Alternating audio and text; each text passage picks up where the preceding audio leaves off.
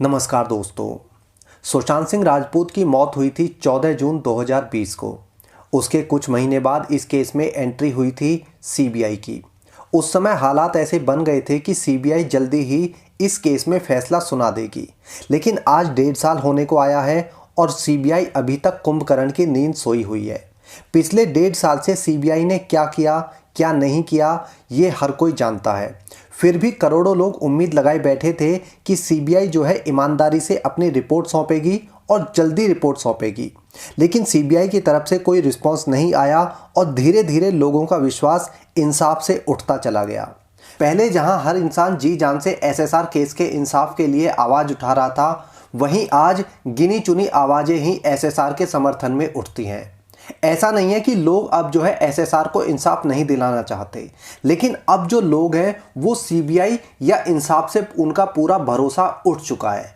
अभी भी काफ़ी लोग उम्मीद कर रहे हैं कि सीबीआई जो है अपनी रिपोर्ट सौंपेगी, लेकिन अब जो खबर निकलकर सामने आ रही है उसके हिसाब से एसएसआर फैंस को बड़ा झटका लग सकता है। दरअसल सीबीआई के हवाले से खबर आ रही है कि सीबीआई सुशांत के डिलीट हो चुके चैट्स, ईमेल और सोशल मीडिया पोस्ट को खंगालेगी। डिलीट हो चुके डेटा को वापस लाने के लिए अमेरिका की मदद ली जाएगी। सीबीआई के एक अधिकारी ने मीडिया में नाम ना छापने की शर्त पर बताया कि सीबीआई टीम अब अमेरिका से मदद लेगी और इस काम में काफ़ी ज़्यादा समय लगेगा। पत्रकार द्वारा पूछने पर बताया गया कि इस काम में लगभग 1 साल तक का समय लग सकता है। खुद सीबीआई के अधिकारी 1.5 साल बाद कह रहे हैं कि अभी 1 साल का और समय लग सकता है। अब सोचने वाली बात है कि जब खुद अधिकारी 1 साल का समय बता रहे हैं तो रियल में वो कितना समय लग सकता है। यानी ये तय माना जा रहा है कि जो समय 1 साल का बताया जा रहा है वो 2 साल भी हो सकता है या 3 साल भी हो सकता है। यहाँ पर समय की कोई भी सीमा नहीं है, कोई भी समय की पाबंदी नहीं है। 1.5 साल बाद एसएसआर के इंसाफ के लिए गिनी चुनी आवाज़ें उठ रही है। सोचने वाली बात है कि 1 साल बाद, 2 साल बाद या 3 साल के बाद कितने लोग एसएसआर के लिए आवाज़ उठाएंगे। 1-2 साल के बाद तो लोग जो है इंसाफ मांगना पूरी तरह से भूल जाएंगे। क्या सीबीआई को नहीं पता कि ये एक बहुत ही सेंसिटिव केस था और इस केस में उन्हें जो है जल्दबाजी दिखानी चाहिए थी। लेकिन सीबीआई के अधिकारियों ने जो है इस केस में भी वही रवैया अपनाया जो अक्सर पॉलिटिकल केसों में अपनाए जाते हैं। पॉलिटिकल केसों में भले ही सीबीआई इंक्वायरी हो जाए, लेकिन उन्हें कई कई सालों तक लंबा खींचा जाता है ताकि उन केसों में जितने लोगों का इंटरेस्ट है वो कम हो जाए। इससे ये फायदा होता है कि सीबीआई अपने हिसाब से रिपोर्ट लगा सकती है और उसका विरोध करने वाला बाद में कोई नहीं बचता। और ऐसे 1-2 नहीं, बहुत सारे केसेस हैं जहां सीबीआई ने जानबूझकर केस को लंबा खींचा और बाद में अपने हिसाब से रिपोर्ट लगाई। सलमान खान का केस भी सबको याद है। सलमान खान के केस में भी जो है सीबीआई ने ही जांच की थी। क्या सलमान खान आज तक जेल गया? जिया खान के केस को कौन भूल सकता है? जिया खान के केस में भी सीबीआई थी। क्या आदित्य पांचोली या सूरज पांचोली से आज तक पूछताछ हुई या वो लोग कभी जेल गए? दिव्या भारती केस की जांच में मुंबई पुलिस ने 5 साल तक चलाई रखी ताकि सब दिव्या भारती को भूल जाए, और जब दिव्या भारती को लोग भूल गए तो चुपके से रिपोर्ट लगा दी और दिव्या की मौत को एक हादसा बताकर केस बंद कर दिया। यही कारण है कि जानबूझकर केस को लंबा खींचा जाता है। ये सबसे अच्छी ट्रिक है। इन्हीं केसों की तरह एसएसआर के केस को भी लंबा खींचा जा रहा है ताकि लोगों की अटेंशन बिल्कुल कम हो जाए। हिंदुस्तान टाइम्स की रिपोर्ट के अनुसार कहा जा रहा है कि सीबीआई को एसएसआर के मर्डर से रिलेटेड कोई भी सबूत नहीं मिला है और यही कारण है कि सीबीआई अब डिलीटेड डेटा को रिकवर करना चाहती है ताकि इसी के बहाने उन्हें 1-2 या 3 साल और मिल जाए।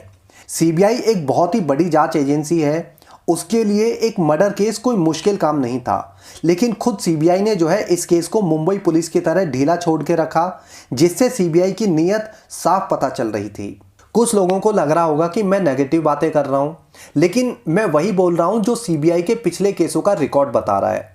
मैं आपसे व्यूज लेने के लिए जबरदस्ती ये कहूं कि एसएसआर के हत्यारे अब बहुत जल्दी जेल जाने वाले हैं, क्योंकि सीबीआई अब डिलीटेड डेटा को रिकवर करने वाली है और इस काम में जो है अमेरिका की मदद ली जाएगी। ये सरासर झूठ होगा। जो भी लोग ये बोल रहे हैं कि अब एसएसआर को इंसाफ मिलेगा, वो सिर्फ व्यूज पाने के लिए लोगों को अट्रैक्ट कर रहे हैं। पॉजिटिव रहना अलग बात है और सब कुछ देखकर, सब कुछ अच्छे से पता होने के बावजूद भी अंधे बने रहना वो अलग बात है। कितने ही चैनल ऐसे हैं जो पिछले 1.5 साल से लगातार एसएसआर के नाम पर चैनल चला रहे हैं, व्यूज बना रहे हैं, सब्सक्राइबर बना रहे हैं, सिर्फ ये कहकर कि पॉजिटिव रहो, इंसाफ जरूर मिलेगा। जबकि सच्चाई सबको पता है कि क्या होने वाला है और सीबीआई कहां पर काम कर रही है, क्या काम कर रही है। एसएसआर की हत्या हुई ये पूरी दुनिया जानती है। इस केस में इतने लूप होल्स थे कि विदेशों में बैठे फॉरेंसिक एक्सपर्ट भी जो है दूर से ही ये बता रहे थे कि ये एक प्योर मर्डर है। लेकिन शुरुआती कुछ महीने मुंबई पुलिस जांच करके ये पता नहीं लगा पाई कि ये एक हत्या है या आत्महत्या। 1.5 साल सीबीआई को जांच करते हो गया है, लेकिन इन 1.5 सालों में सीबीआई ने खुद कभी नहीं बोला कि जांच कहां तक पहुंची है। कोर्ट के द्वारा भी लोगों ने कई बार यह जानना चाहा कि सीबीआई की जांच कहां तक पहुंची है, लेकिन हर बार लोगों को निराशा ही हाथ लगी। इस केस को लोगों ने अपने हिसाब से यूज किया है, ये एक सच्चाई है। एसएसआर के नाम पर मीडिया ने अलग अलग टीआरपी बटोरी, नेताओं ने जमकर राजनीति की। किसी टाइम पर बीजेपी के नेता, बहुत बड़े बड़े नेता थे, एसएसआर केस पर ऐसे बयानबाजी कर रहे थे जैसे खुद उनके बेटे की हत्या हुई हो या वो दिल से इंसाफ दिलाना चाहते हो। लेकिन राजनेताओं ने अपनी राजनीतिक रोटियां ही सेकी थी और आज सबके सब मुंह में दही जमाए बैठे हैं। इसी तरह बहुत सारे यूट्यूबर्स ने किया था। यूट्यूबर्स ने भी जो है अपना धंधा चमकाने के लिए एसएसआर के नाम का जमकर यूज किया। मैं यहाँ किसी का नाम नहीं ले रहा हूँ, लेकिन मैं ऐसे बहुत सारे यूट्यूबर्स को जानता हूँ जो 1.5 साल के बाद भी लगातार एसएसआर के नाम पर व्यूज और सब्सक्राइबर बढ़ाने में लगे हुए हैं। पिछले 1 साल से एसएसआर केस में रत्ती भर भी प्रोग्रेस नहीं है, ना कोई अपडेट आई है, लेकिन लोग फिर भी एसएसआर केस की पुरानी बातों को खंगाल रहे हैं और उन्हीं के दम पर नोट छाप रहे हैं। मैंने भी एसएसआर के लिए आवाज उठाई थी, मैंने भी एसएसआर के लिए बहुत सारी वीडियोस बनाई थी, लेकिन मैंने कभी भी एसएसआर के नाम को धंधा नहीं बनाया। मेरा जमीर इतना भी नहीं मरा कि मैं एक मरे हुए आदमी के नाम पर, या यूं कहूं कि उसकी मौत को तमाशा बनाकर पैसे छापता रहूं। लेकिन लोगों ने एसएसआर को 1.5 साल बाद भी सोर्स ऑफ इनकम बना रखा है। सीबीआई पर विश्वास करना है तो पॉजिटिव रहिए, लेकिन जो चीजें आंखों के सामने हैं, जो चीजें आपको दिखाई दे रही है, उन्हें भी नजरअंदाज मत कीजिए। एसएसआर को अगर आप इंसाफ दिलाना चाहते हैं तो ऐसे धंधा करने वालों से सचेत रहिए। सीबीआई जांच की मांग हम ही लोगों ने की थी और एसएसआर के फैंस की मांग पर ही, या यूं कहें कि एसएसआर फैंस के दबाव में आकर ही सरकार ने सीबीआई को इंक्वायरी सौंपी थी। जिस समय ये जांच शुरू हुई थी उस समय तक सब कुछ ठीक था, लेकिन धीरे धीरे जैसे जैसे हालात बदले वो केस की दिशा बदलने में काफ़ी अहम रहे। सबको पता था कि बेबी पेंगुइन इस केस में बुरी तरह फंसने वाला था। उसका नाम इस केस में क्लियर कट सामने आ रहा था, लेकिन उसके बाद पेंगुइन सेना पार्टी के तेवर बदलने लगे और उसने फील्डिंग बिछानी शुरू कर दी। तब तक सीबीआई के हर मूवमेंट की खबर जो है सामने आ रही थी, मीडिया में आ रही थी कि क्या सीबीआई कर रही है या किससे पूछताछ करने जा रही है। लेकिन उसके बाद देवेंद्र फडणवीस और संजय राउत की मुलाकात होती है और इस मुलाकात के बाद सीबीआई से जुड़ी खबरें बाहर आनी पूरी तरह से बंद हो जाती है। लेकिन लोग उस समय सुशांत के लिए आवाज उठा रहे थे, तो सरकार भी उस समय कोई रिस्क नहीं लेना चाहती थी, क्योंकि उस समय जो है बिहार में चुनाव होने वाले थे। जो एसएसआर के फैंस सीबीआई से इंसाफ की उम्मीद लगाए बैठे थे, उनका ध्यान बड़ी आसानी से सीबीआई से हटाकर एनसीबी पर कर दिया गया। उसके बाद लोगों ने जो है धीरे धीरे सीबीआई को पीछे छोड़ दिया और एनसीबी पर पूरी तरह से फोकस कर लिया। उस दौरान सीबीआई पूरी तरह गायब कर दी गई और एनसीबी एक्शन में आ गई। एनसीबी ने भी जो है अच्छा काम किया है और जैसे ही एनसीबी ए लिस्टर एक्ट्रेस दीपिका पादुकोण, श्रद्धा कपूर, सारा अली खान तक पहुंची, तो इसी मीडिया ने बड़ी चालाकी से एक बार बहुत अच्छे से लोगों का ध्यान एनसीबी से हटाकर कंगना रनौत और शिवसेना की लड़ाई पर लगा दिया।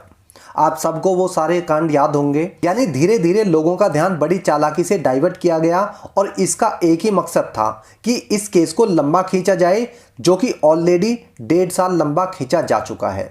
और जो खबरें सामने आ रही है उसके हिसाब से अगले 1-2 साल और खींचने वाले हैं। सीबीआई का जो मकसद है वो साफ पता चल रहा है। मेरी आप लोगों से सिर्फ एक ही विनती है कि एसएसआर को धंधा मत बनने दीजिए। एसएसआर एक इंसान था, उसे किसी का बिजनेस बढ़ाने का या पैसे कमाने का माध्यम मत बनने दीजिए। पॉजिटिव रहिए, पॉजिटिव रहने में कोई बुराई नहीं है, लेकिन अंधे मत बनिए, क्योंकि आंखें बंद करने से कुछ लोग जो है अपना बिजनेस चमका रहे हैं, जो बहुत ज़्यादा गलत है। एसएसआर के केस पर या एसएसआर के बहाने पैसे कमाने वालों पर आप क्या सोचते हैं, अपनी राय ज़रूर देना। इस वीडियो में इतना ही। जय हिंद।